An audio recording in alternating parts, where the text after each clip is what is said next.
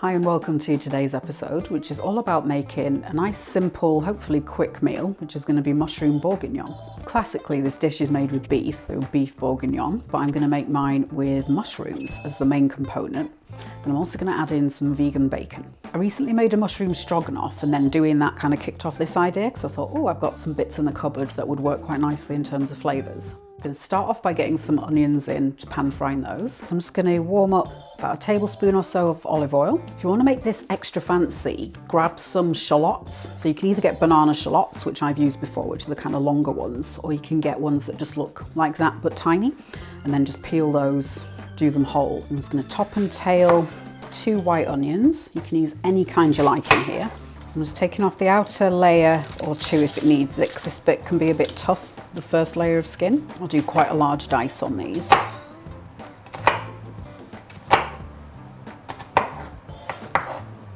So about that sort of size, that's what you want. Once the oil comes up to heat, slide in the onions. Just get them all coated in a bit of oil. And we're going to let those sweat down for a few minutes until they're kind of translucent. They've got a little bit of colour on them. I've got 600 grams of chestnut mushrooms that I'm going to use in this one, but you can use any you like.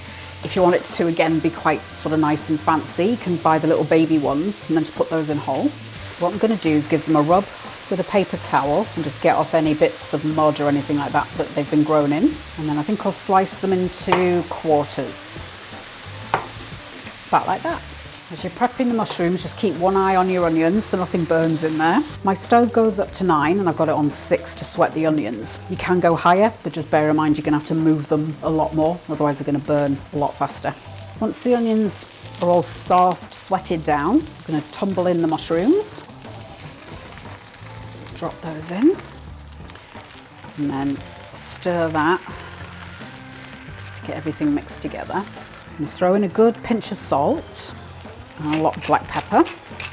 Just give it a nice bit of seasoning to start off with. And again, work that through. In the stroganoff video, I used some of these, which are lion's mane mushrooms. That's what they look like out of the packet. It reminds me a bit of a sea sponge. I've been soaking one of these in some beef flavoured stock for a couple of hours. So I'm just going to chop that down. All I did was put it in a dish, cover it with beef flavour stock, and then just put these bits on top. Keep it pinned under the stock so it can fully hydrate. So I'm just going to squeeze it so you can see how much of the stock it's holding. And then I'm going to keep that and use that for the sauce. So here it is. So I guess these hairs are why it's called lion's mane. So I'm just going to slice that down into little chunks. It's a very tender mushroom, I noticed from the last time. Whereas I've found some dried mushrooms, when you rehydrate them, go really tough. But these are still very nice and tender to chew on. So I'm just going to do a bit of a dice on them. So I'm adding this really just to give an extra bit of texture in the dish and also a bit of flavour because we've got quite a nice meaty kind of flavour to them. And the texture, a bit like shallots maybe. It's got that kind of, it reminds me a bit of a shallot, you know, like the shellfish. Yeah. And just work it around with the main mixture. You don't have to use those, you know, that's just because I had them in the cupboard, so I thought I'd pop them in. I'm going to use some fresh herbs in mine. So I've got some bay leaves and then thyme, fresh rosemary and fresh sage. I'm going to chop those down. The bay leaves I'll leave whole because then I can just pull them straight back out again. And then I'm just going to pull the rosemary back on itself, and that removes it from the stalk because that's just really woody. So then just chop that down nice and fine. Smaller the better, the rosemary, because it's quite a woody herb. Same with the thyme. It's going to separate it from the stem. This thyme's pretty tiny, so I don't need to do too much work with it. And you can use dried herbs as well, that's absolutely fine, you know, if that's all you can get hold of. Thyme I'll just chop through a little bit. It doesn't need much though. And then the sage, I'm going to take the stalk away. Just all I want is the leaf. I have 6 little sage leaves there. Sage is quite a punchy herb, so it doesn't need much. So when in doubt, use a little bit and then add a bit more if it needs it. And then I'm going to do very fine shred on this. I've got some shop-bought vegan bacon there. Just toast this off in a separate pan and then I'll add that in after. Drop the bacon in, smooth it around in there. Then the bacon I'm going to put in a bowl once it gets you know, some little bits of colour on. It sounds a bit crispy, like that. So the mushrooms and onions are all nice and soft. And if I can make some space, there's a lot of liquid coming out of there. Now I'm fine with that because I want that sauce. So I'm just going to go ahead and start adding things in now. So I'll throw in those herbs, and then I'll do about a quarter teaspoon, half a teaspoon of garlic powder. I'd advocate for fresh, but I haven't got any. Just let that keep cooking down for a couple of minutes. Most recipes for a bourguignon will tell you to use a whole bottle of red wine. I'm going to use maybe like a big glass full of port. So the colour might be not quite as intensely red. So I'm going to cheat with some beetroot. So I bought a pack of cooked beetroot when I was making the gluten-free gnocchi. And so I'm taking one of the pieces. I'm just going to chop that down. And to try and get around staining my chopping board, I'm just going to cut it in there. So I'm just going to chop it in there. So the beetroot's all roughly chopped. So if you want kind of smallish pieces, but it doesn't need to be precise. So I'll drop in the beetroot. Big squeeze of tomato puree, tomato paste, about a tablespoon. Mix that in. Now to thicken the sauce, I'm going to make a cornstarch slurry. So that's just 3 tablespoons of cold water, and I'll add a couple of teaspoons of the cornstarch. Mix that in. The reason for making a slurry is that it helps mix it into the hot liquid better, because otherwise you just get big lumps, like big jelly lumps of cornstarch, which is definitely not what we want.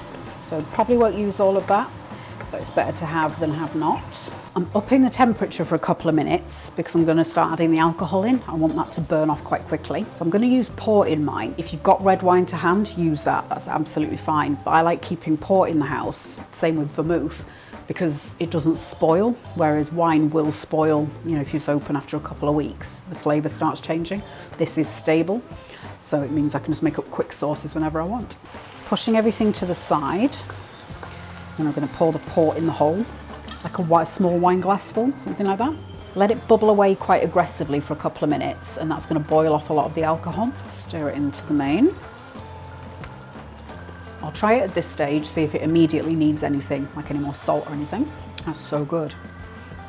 Boozy, but delicious. Gonna add some Henderson's relish, which is like a vegan Worcester sauce, that kind of thing, just to deepen the flavour a little bit. You could put some beef flavoured stock powder in there, or mushroom extract, that kind of thing. Add the bacon into it at this stage, and then I'll start figuring out how much of that stock that I'm going to put in it, how much sauce it needs. Put a light on for you so you can see a little bit better, but the steam is obscuring a lot.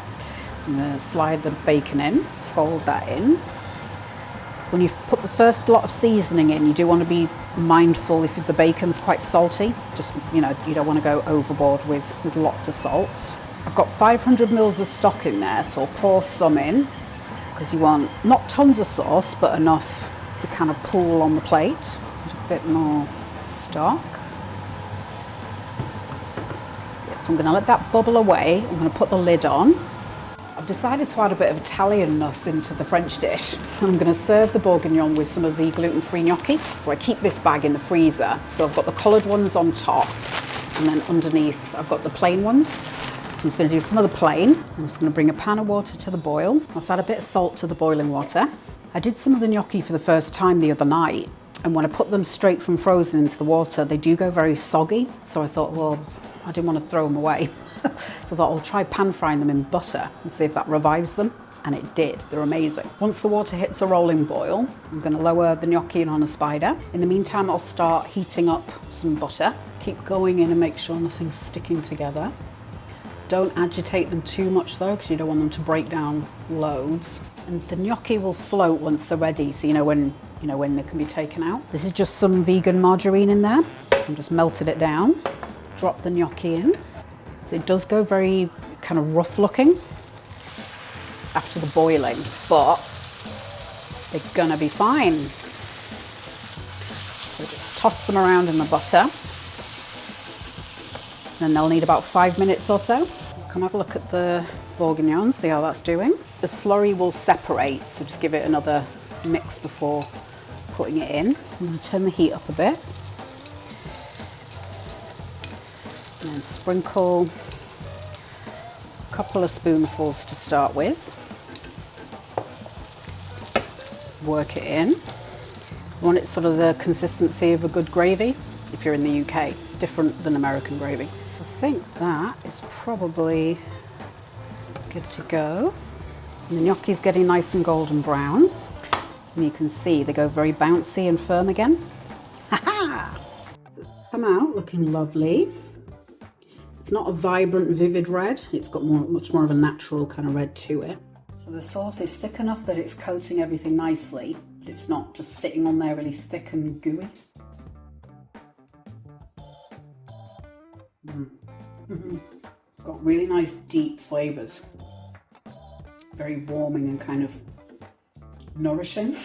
That's how it tastes, like, oh, that's going to do me good. Some nice salty umami-ness from the vegan bacon. Then the mushrooms have got kind of like a lovely bite to them with a nice bit of flavour. The herbs are there, adding a bit of freshness. Can't taste the beetroot, but I know it's there, sort of providing a bit of an earthiness, a bit of background flavour. Very good. And it goes perfectly with the gnocchi. So that's the sauce on the gnocchi, so you can kind of see the consistency of it.